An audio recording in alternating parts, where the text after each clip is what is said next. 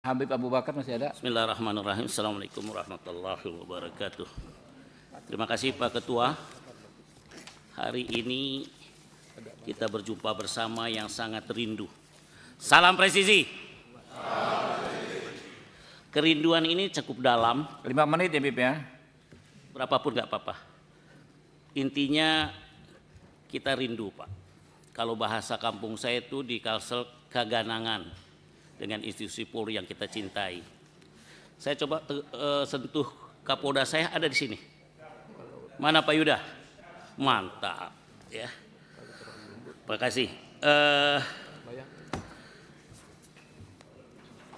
Saya sampaikan apresiasi ya karena materi ini begitu lengkap, begitu sempurna ya. Dan catatan-catatan juga begitu dalam. Arti kita atensi benar kepada institusi yang kita hargai dan kita hormati. Selanjutnya ada beberapa hal yang masuk yang ingin saya sampaikan. Saya ingin menyampaikan Polda saya dulu Pak sebagai laporan ke Bapak ya.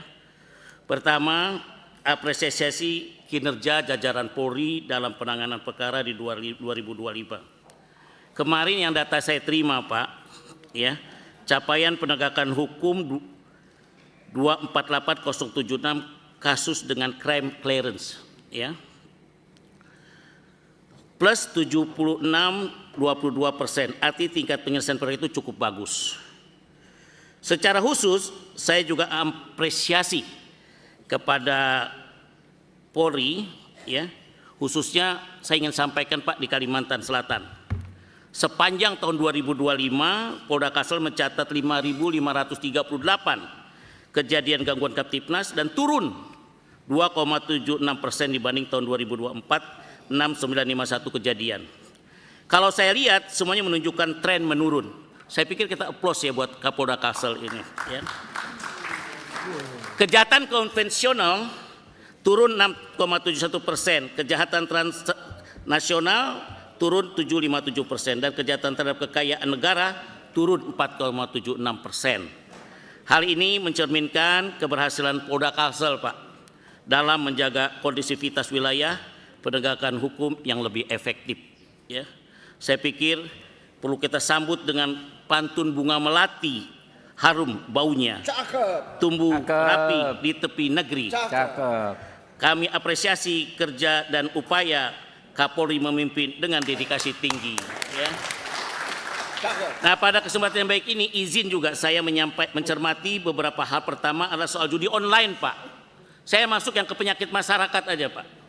Kalau dari PPATK transaksi judi online ini di tahun kemarin memang turun Pak ya.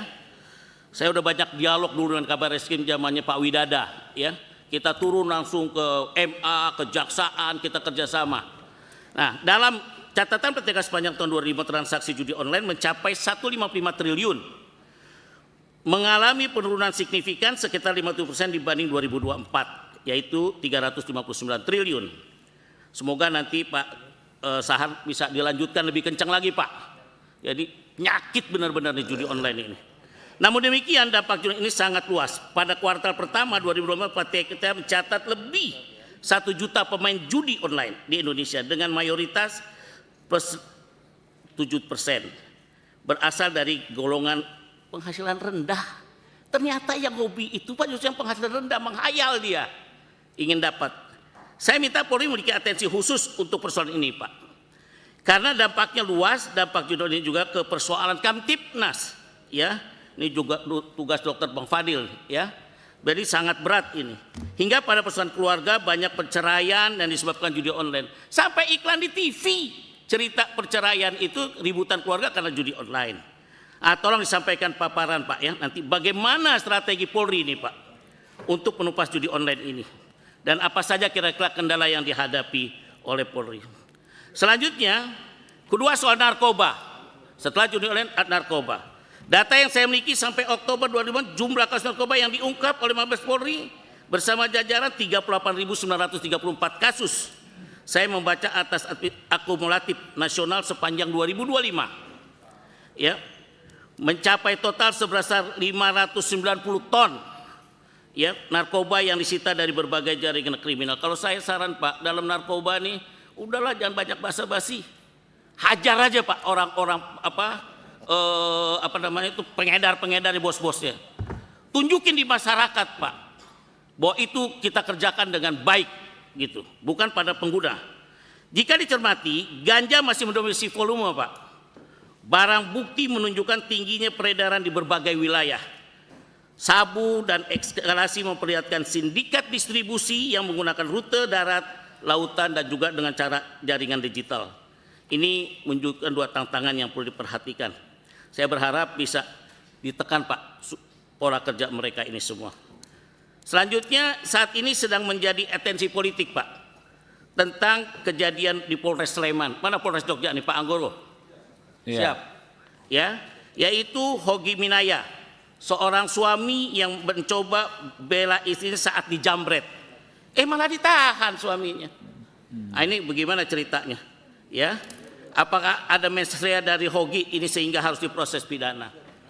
Terakhir, Pak Ketua, saya dari PKS ingin menyampaikan, saya juga memikirkan pandangan Polri berada di bawah Presiden langsung, Pak.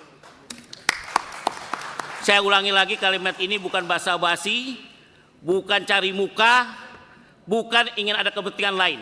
Memang sepantasnya lah Polri di bawah Presiden. Karena Polri memiliki tugas menjaga Kamtibnas, menegakkan hukum perlindungan, pengayoman, dan pelayanan masyarakat yang bersifat nasional, lintas wilayah dan lintas sektor. Setuju ya Pak ya? Iya. Oke. Sementara Pak, kementerian atau kalau yang saya dengar Kemendagri aja misalkan, secara prinsip adalah Kementerian Administrasi Pemerintahan Daerah yang fokus pada otoda, tata kelola, Pemda, dan penduduk, Adminduk. Oleh karenanya menempatkan Polri di bawah kementerian atau Kemendagri tidaklah tepat karena akan berpotensi menyempitkan tugas Polri menjadi instrumen administratif. Ya. Padahal tugas Polri menuntut netralitas dan jangkau nasional dan kewenangan penegakan hukum yang tidak boleh terikat kepentingan lokal.